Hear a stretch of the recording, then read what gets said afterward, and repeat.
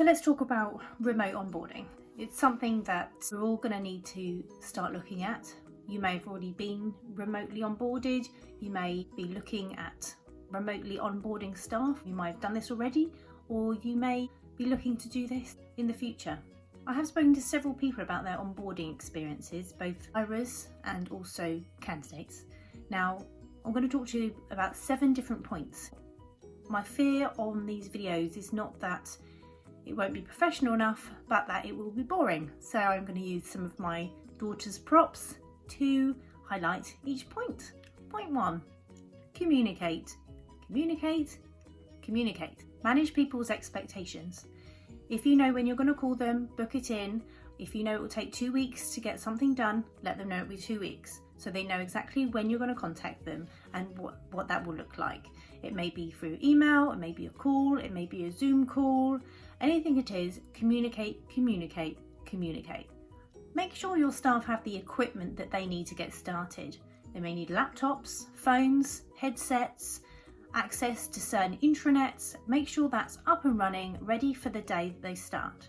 Do an induction. You can still do these remotely. Let them know who to contact with regards to IT support queries, HR queries. If there's an intranet site with access to information on there, make that available to them too. Make sure they're introduced to their manager. Communicate, communicate, communicate.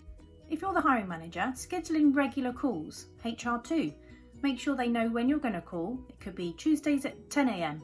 They know that you're calling, so they can write down a list of issues they may have had or questions they've got that keep popping up, maybe some concerns, and they know that you're going to call at Tuesday at 10 o'clock, and that's when their time is to talk to you about it. Communicate, communicate, communicate. Make them feel valued, part of the team. Instigate them into team meetings. Introduce them one by one with each member of the team rather than the whole team together. That might make it easier for people to be able to actually talk rather than talk over each other. This doesn't have to be limited to professional meetings. You could have quiz nights and make sure that they get involved with those too. Communicate, communicate, communicate. One option could be to set up a buddy system. If you've got someone working in a similar position to someone else in your team who's maybe been there a bit longer, or perhaps maybe it's someone working on the same project as them.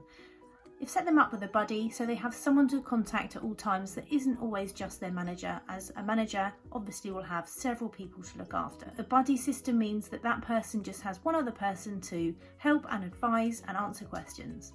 Communicate, communicate, communicate. And that brings me to my last point, which is optional. But how about thinking about a welcome pack? Normally you start a new job, you turn up to your desk, you have a lovely new laptop, you have a phone, you have your stationery, you meet the team, you have a cup of coffee. None of that can be done remotely.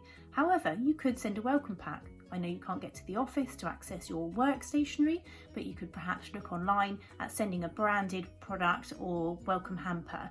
It could be stationery, treats, snacks, sweets, a bottle of champagne, depends on your budget.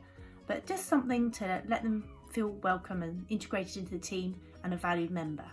And remember, communicate, communicate, communicate.